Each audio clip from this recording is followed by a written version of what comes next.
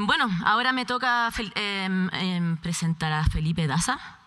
Felipe Daza es socio fundador de GeoResource, licenciado en Ciencias Físicas y Geofísico de la Universidad de Concepción, con más de 11 años de experiencia en métodos electromagnéticos, magnetotelúricos, MT, transiente electromagnético, TEM, TEDEM, métodos eléctricos, SCB, ERT, sísmicos, potenciales, bueno, básicamente todas las metodologías que se pueden ocupar para la prospección geofísica, con experiencia en minería, en docencia, en investigación y desarrollo.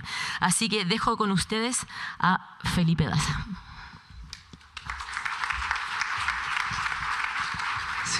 Sí. ¿Qué tal? Gusto saludarles.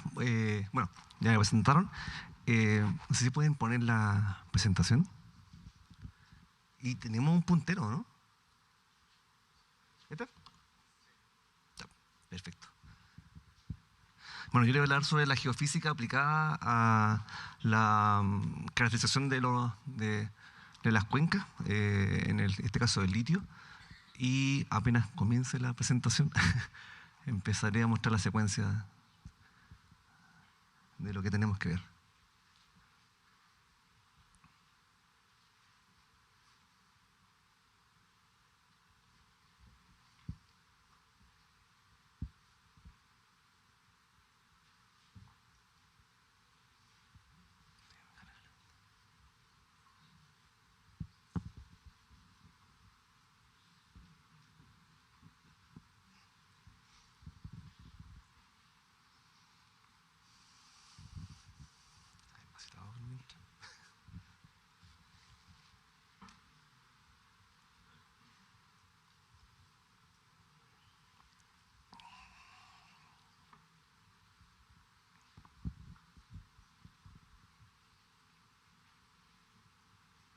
Se está viendo ya, pero nada.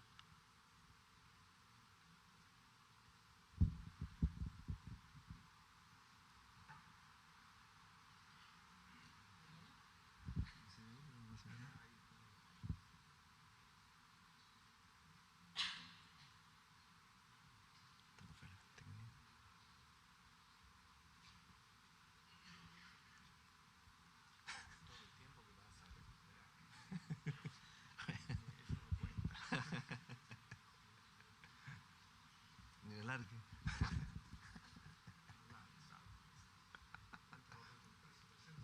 Bueno, ya. Por mientras que Carga voy a contar un poco sobre la empresa. GeoResource es una empresa que nosotros más bien hemos hecho abundantes estudios hidrogeológicos fundamentalmente.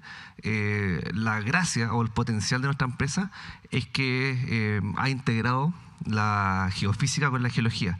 ¿Por qué es importante? Bueno, porque tal como les voy a mostrar en la presentación cuando cargue, es que la geofísica de por sí va a entregar un parámetro físico, llámese velocidad de propagación de onda, llámese resistividad, etcétera.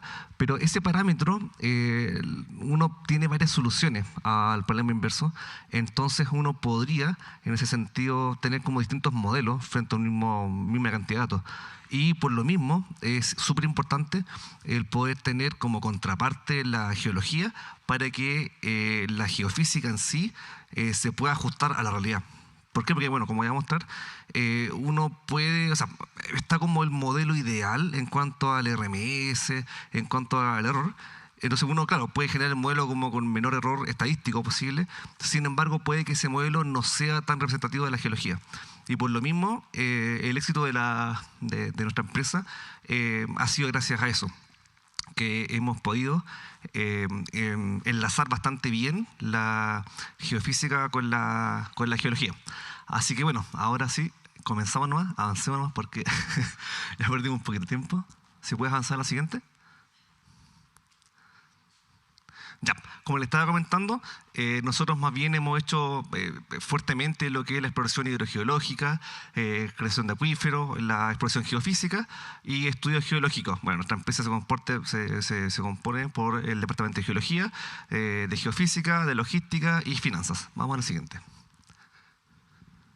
Bueno, este es como lo que nosotros que necesitamos hacer, que tenemos un modelo geológico conceptual, que es el que se ve aquí a la izquierda, en la cual tenemos más o menos claro qué es lo que deberíamos encontrar en cuanto a la geología y sus edades, pero nosotros, bueno, sin la geofísica no podemos saber cuáles son las potencias de estas unidades geológicas o también descartar la existencia de alguna de estas unidades. Entonces, para eso uno tiene que ocupar la geofísica integrada a la geología para poder entonces darle sentido a los valores de la geofísica a través de la geología. Avancemos. Ahora, para esto, que es el modelo que mostramos, esto no es tan simple, sino que requiere una buena secuencia de pasos. La adquisición de datos tiene que ser igual realizada de una forma bastante pulcra, tratando de minimizar al máximo todos los errores en terreno. Una vez que uno ya tiene los datos, nosotros sometemos a un análisis de calidad de los datos mismos, el dato primario, que en el caso del MT son la serie de tiempo, y cuando uno ya logró quedarse satisfecho con la depuración de la serie de tiempo, ya vamos a pasar el espectro de frecuencia a través de la estimación de la función de transferencia. Ahora, acá también vamos a nuevamente aplicar un procesamiento de datos, vamos a depurar también la serie de, o sea, la función de referencia, y vamos a ocupar después la herramienta de análisis dimensional, que lo voy a explicar también más adelante, que es súper importante porque a través de ella nosotros, bueno, eso es como una característica importante del método MT, que permite no solamente saber la información donde estoy parado, midiendo, sino que también me va a entregar información lateral.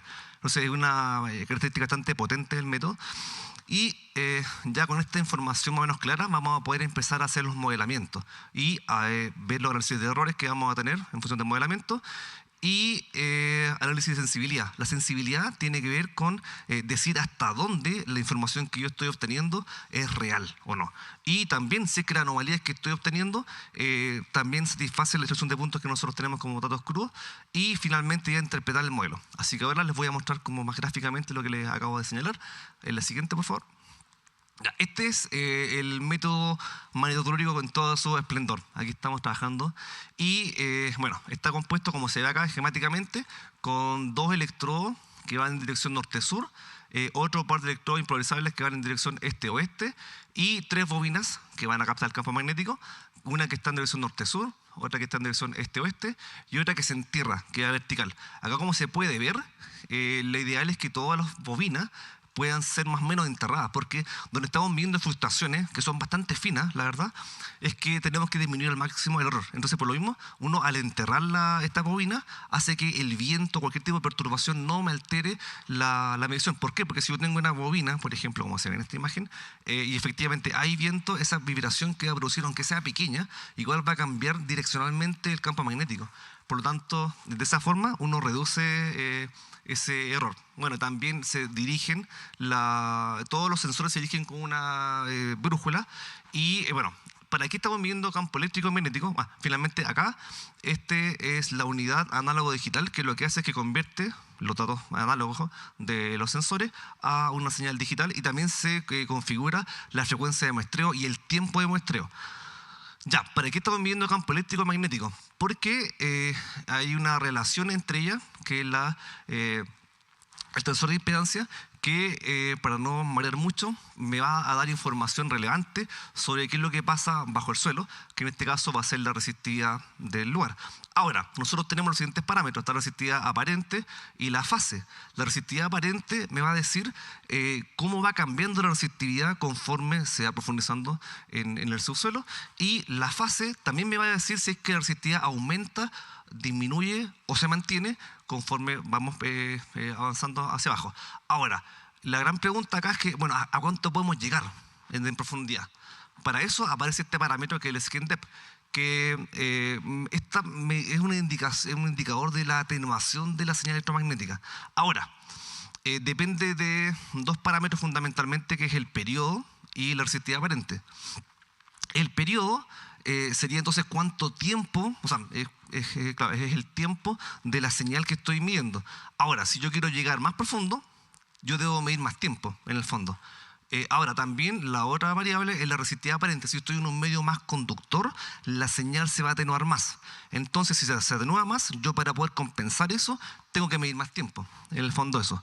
Y si tengo un medio más resistivo, inversamente, puedo medir menos tiempo y estoy a la misma profundidad. Y bueno, la fase, como para explicar un poquito, la fase me va a indicar si es que el medio, a medida que se va profundizando, se hace más conductor o menos conductor. La fase, bueno, ahí voy a mostrar un gráfico más adelante donde lo voy a explicar un poquito más claro, pero es eso. Avancemos en la siguiente, por favor. Y aquí está el método TEM, el receptor electromagnético, que, bueno, aquí está la imagen, los datos reales que estamos tomando, y hay dos loops en el fondo. El loop es un circuito cerrado en el cual nosotros hacemos circular una corriente a través de él y vamos a medir la respuesta del subsuelo en un loop interno, bueno, en este caso un loop interno, que el receptor. Entonces, ¿qué es lo que pasa acá? Si yo, por ejemplo, estoy emitiendo o haciendo circular una corriente continua a través de un loop, esa corriente va a inducir pues, un campo magnético. Este campo magnético, que son esas líneas verdes, van a también en el fondo, a generar un campo primario que va a afectar a todo el medio. ¿Y qué es lo que pasa? Yo cuando corto repentinamente esa corriente, se va a generar como respuesta del subsuelo una corriente interna, que son líneas cerradas, y esas líneas cerradas de corriente interna en el medio van a generar un campo magnético secundario. Ese campo magnético secundario lo voy a poder medir en mi antena receptora, que es lo que está acá. Entonces, de esa forma, bueno, esto igual que en el MT, podríamos decir de que la resistividad aparente del medio se va a relacionar también con el tiempo. Como mayores tiempos vamos a tener como mayores profundidades. Y finalmente con el método electromagnético vamos a obtener un modelo unidimensional, que es lo que se ve acá, que ahí como conforme aumenta la profundidad vamos teniendo distintos contrastes de resistividad en torno de aquí hacia abajo. En la siguiente, por favor. Ahora, esto es interesante respecto al MT, porque como mencioné, el caso del TEM es un método que es unidimensional, es decir, donde yo estoy parado me indica qué es lo que pasa hacia abajo. Pero el MT, a través de los ciertos parámetros que no los voy a mencionar, que son bastantes, me permite estimar si es que el medio es 1D, 2D y 3D. ¿Qué significa esto? Que si el medio es 1D, la resistividad solamente cambia en profundidad. Ahora, es decir, si yo mido, por ejemplo, en esta zona o me corro para acá, la información que me entrega debería ser la misma, los contrastes de resistividad en profundidad.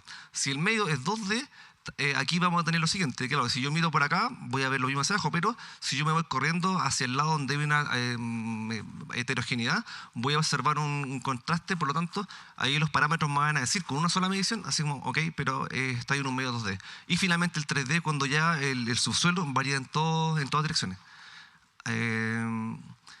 Avancemos. Y este otro parámetro re importante que es el TIPER o la función de transferencia geomagnética o vector de inducción. ¿Qué es lo que pasa? Como yo les indiqué, tenemos tres bobinas, una bobina vertical y dos horizontales. Entonces, yo al relacionar la bobina vertical con las dos horizontales, voy a obtener un vector, que es el que relaciona en los campos magnéticos. Y la gracia de este vector es que, por ejemplo, estas zonas son puntos donde se midió, y al igual que lo expliqué en un principio, por esa relación, de que periodos más cortos son información más somera, periodos más grandes son información más profunda. Entonces acá tenemos un salar, ¿y qué es lo que pasa? Yo estoy midiendo acá, no en el salar mismo, sino que cerca del salar, y estos vectores me van a indicar hacia dónde está la zona de mayor conductividad, que lo lógico sería el salar. Y la gracia de esto es que igual, por ende, va a ser sensible a qué es lo que pasa en el entorno, no solamente en el punto. La magnitud del vector va a estar relacionada con la intensidad del contraste de resistividad o conductividad y la cercanía hacia esta anomalía. Entonces, esto es una muy buena herramienta que, insisto, me permite también caracterizar qué es lo que pasa en el entorno a donde yo estoy midiendo y no solamente en el mismo punto. Avancemos. Entonces ya, dicho esto, ya pasamos al modelamiento. Avanzamos. ¿Y por qué estamos midiendo resistividad eléctrica? ¿Cuál es la importancia? Porque, bueno, los métodos eléctricos y electromagnéticos miden resistividad eléctrica o su recíproco, la conductividad eléctrica, porque la variable electromagnética que tiene más variación de los materiales de la Tierra corresponde a la resistividad o a la conductividad. Ahora, por lo mismo, donde yo ya tengo como un buen rango de valores, yo podría caracterizar a través de la resistividad la geología o las unidades geológicas que están presentes en la zona. Por ejemplo, si yo tengo una resistividad de 10.000 ohms metros, yo no podría pensar que es una salmuera, es imposible. O inversamente, si yo tengo una resistividad de 0,1 ohm metro, yo no puedo decir que es una roca intrusiva inalterada. O sea, esa es la gracia, de que donde la variación es bastante grande, me permite segmentar bastante bien qué es lo que puede ser. Ahora, aquí tenemos también una buena zona donde hay bastantes posibilidades y uno empieza a descartar lo que puede ser en función de la geología que uno levanta en la zona, como también lo que uno puede obtener de forma indirecta, o también, idealmente, con un punto de control. Avancemos, por favor. La siguiente, por favor. La siguiente. Esta. Entonces, bueno, aquí lo que le expliqué en un principio, de que esta es la curva de resistividad aparente y esta es la fase. Entonces, aquí está lo que le dije al principio, antes de tener la PPT, de que uno tiene acá un modelo en el cual se adapta bastante bien a los puntos obtenidos en campo, sin embargo, los contrastes no son realistas respecto a la geología. Entonces, por eso es tan importante de que este trabajo sea integrado entre la geofísica y la geología. Es decir, no sirve de mucho contratar como la geofísica aparte sin geología, porque lo que me entreguen puede que no tenga sentido geológico. Y por eso es que nosotros siempre integramos la geología con la geofísica, porque así nosotros podemos hacer que los modelos tengan sentido geológico. Eso es lo fundamental. Bueno, avancemos a la siguiente. Y ya llegamos al análisis de sensibilidad. La siguiente, por favor. ¿Y qué es lo que es esto? Bueno, una gran pregunta es como, porque uno en geofísica puede ver el dibujito, como ya lo hemos visto hoy, pero la pregunta es como, ¿hasta dónde es creíble lo que estoy viendo? O bien, las anomalías que yo estoy observando, ¿tienen cierta certeza? ¿Cómo yo puedo saberlo? Porque, insisto, donde ya dijimos que el ajuste estadístico no es como un parámetro, o sea, no es el único parámetro que yo tengo para poder jugar, acá lo que uno tiene que hacer es el análisis de sensibilidad, que corresponde a ver hasta dónde el set de datos que yo tengo es creíble. Entonces, en este caso, uno puede hacer un forward modeling o una modelación directa que tiene que ver lo que nosotros ya tenemos, los puntos que nosotros efectivamente tenemos. Como inversión, nosotros podemos alterar este modelo y ver qué es lo que pasa como respuesta en lo que nosotros tenemos. Entonces, si por ejemplo acá a los 1800 metros establecimos, por ejemplo, cambiamos, modificamos artificialmente, generamos una capa distinta a lo que existe y vemos cómo altera el modelo, y estamos viendo que ahí recién a los 1800 metros ya estamos viendo una desviación de la curva. Por lo mismo, este modelo tendría los datos que nosotros tenemos son sensibles hasta esa profundidad. Es decir, estos datos son datos reales y podemos ver de que en este caso con el método magnetotelúrico pudimos llegar a 1800 metros comprobadamente. Y también, bueno, estas anomalías de baja resistividad, uno igual puede hacer lo mismo. Uno puede pintar o modificar la resistividad de estos bloques y ver si es que cuánto se desvía respecto a la curva real de la función de referencia. Y con eso puedo corroborar si es que esa anomalía, qué tan cierta es. Así que estos son elementos súper importantes que me permiten corroborar lo que estoy viendo y hasta dónde estoy viendo. La siguiente, por favor. Entonces ya finalmente, después de todo esto, la siguiente, podemos interpretar. Después de todo este análisis, porque en el fondo, como expliqué, la obtención de este modelo es un trabajo bastante largo, no es de un día para otro. Y una vez que ya hemos pasado todos estos procesos, ya finalmente podemos pasar desde el modelo conceptual geológico a poder interpretar qué es lo que está pasando. Acá, bueno, esto es bien interesante. Estos son datos reales. Y acá se puede ver, bueno, como aplicar un poco, esta es la resistividad eléctrica del modelo. Y acá, bueno, esta es la distancia del perfil. Esta es la profundidad. Aquí está cortado hasta los 350 metros aproximadamente. ¿Y qué tenemos? Tenemos que la primeros 20 metros es de una resistividad bastante baja. Efectivamente coincide con una laguna salina presente en el lugar. Y bueno, ya como decía el colega anterior, ¿qué es lo que pasa debajo de esto? Entonces, claro, debajo de esto, lo que no se está viendo, estamos viendo que hay una resistividad mayor, un contraste de resistividad mayor, lo que podría corresponder a una zona de recarga superior, de agua más dulce, y después la resistividad vuelve a bajar, lo que podría ser una zona de mezcla, y finalmente bajo esta zona de mezcla ya encontramos una resistividad aún menor, que podría ser entonces estas salmueras que estamos interesados en ver. Ahora, esto es súper interesante porque aquí, como expliqué, nosotros tenemos mediciones TEM, MT, TEM, MT y TEM. En este caso, esta anomalía que se encontró, bueno, con el método TEM, MT, estamos viendo que no está exactamente bajo la medición, sino que está 40 metros distante en el horizontal de la medición. Pero este método permite también modelar lo que está no exactamente bajo la medición, sino que también lateralmente, porque los parámetros que estamos viendo son sensibles también a la información lateral, y está corroborado con este TEM de cierta forma, porque el TEM igual observa una menor resistividad como los 140 metros, que tendría como sentido con esta anomalía que se obtiene del MT, a pesar de que esta medición está exactamente sobre la anomalía. Entonces tendría mucho sentido. Y por lo mismo, el MT, como para resumir, demostró ser, en este caso real, que efectivamente es un método que logró sobradamente la profundidad del TEM. Llegó a los 150 metros el TEM. El MT, como mostré en casos anteriores, pasó los 1000 metros. Entonces, demostró que es un método que permite pasar este apantallamiento, que es la capa altamente conductora, y logró tener datos de muy buena calidad, tanto matemáticamente como también con un sentido geológico. Y además es un método que el equipo en sí es un método pasivo. ¿Qué significa que sea pasivo? De que yo no requiero meter fuentes de energía, no necesito para qué andar con un generador gigante, sino que solamente ocupa interacciones ionosféricas y tormentas eléctricas, en el fondo, que ocurren en el planeta, como fuente de energía. Por tanto, basta con una batería y ya puedo ocupar el equipo tanto para adquirir datos como para dejarlo ahí. Entonces, no es invasivo con el ambiente, por lo mismo es un método que es amigable y puede ser transportado manualmente. Las componentes pesan 7 kilos, 15 kilos máximo, entonces se puede transportar manualmente en caso de que no se pueda llegar con vehículos. Entonces tiene que, aparte que los datos crudos o los datos primarios también pueden ser vistos de cualquier sistema operativo por un código libre. Entonces es súper transparente este método para poder ser auditable. O sea, cualquier empresa que requiera los servicios, después se les pasa los datos primarios y ellos pueden entonces, junto a su equipo de gente, corroborar lo que estamos viendo acá, porque los datos son libres y pueden ser vistos por códigos libres. Hay otras metodologías que requieren un software pagado, pero en este caso son códigos libres. Así que, para no aburrir, la siguiente. Aquí está la referencia en la siguiente. Se me olvidó esto. Aquí está la comparación, entre el TEM y el MT, donde en ambos casos, ambos miden resistencia eléctrica.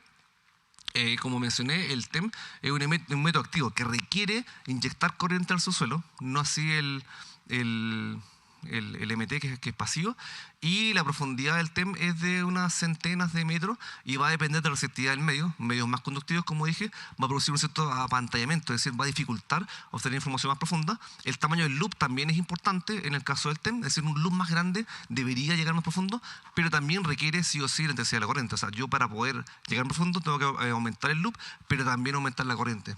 Y ambos métodos son sensibles al ruido electromagnético. O sea, cuando hay zonas de mucho ruido, claro, va a distorsionar un poco la señal, lo que va a impedir un poco, atrás por favor, lo que va quizás a impedir un poco tener tanta sensibilidad a lo que estamos viendo. Y lo interesante es que el método MT, como mencioné, dado que los parámetros que mide permiten estimar dimensionalidad, yo puedo hacer inversiones reales, 1D, 2D y 3D. En cambio, el TEM puede hacer 1D o bien 1,5D, que esto es cuando se interpola, cuando uno tiene estos perfiles unidimensionales y uno hace una interpolación entre ellos, y sí se genera un 1,5D. El siguiente. Y aquí están las referencias de lo que le he comentado hoy. Y la última. Así que, muchas gracias a todos y a todas.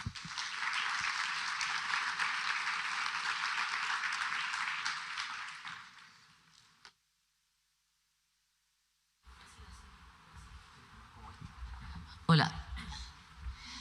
Ya, muchas gracias por la presentación. Me gusta el orden de este módulo porque como que partió Aldo, que tiene como que representa un proyecto que está avanzando, que está en etapas de exploración, que entiendo que ya han avanzado con algunas perforaciones.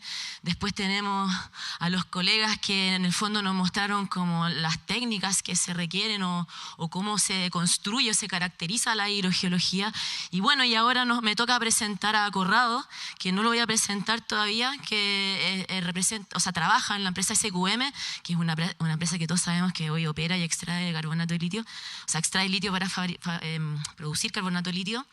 Entonces, yo me imagino que después de las dos intervenciones anteriores, para los que no son hidrogeólogos o hidrogeólogos acá, les quedó clarísimo que debajo de la costra salina no es como una piscina, como que saco por acá, infiltro por allá y listo. O sea, creo que quedó súper claro que la complejidad de un salar, de la hidrogeología de un salar, la incapacidad de no poder mirar debajo de la superficie, o sea, 15 años de hidrogeóloga todavía no lo logro, me encantaría, pero son métodos indirectos los que nos permiten acceder a la información que está bajo la superficie.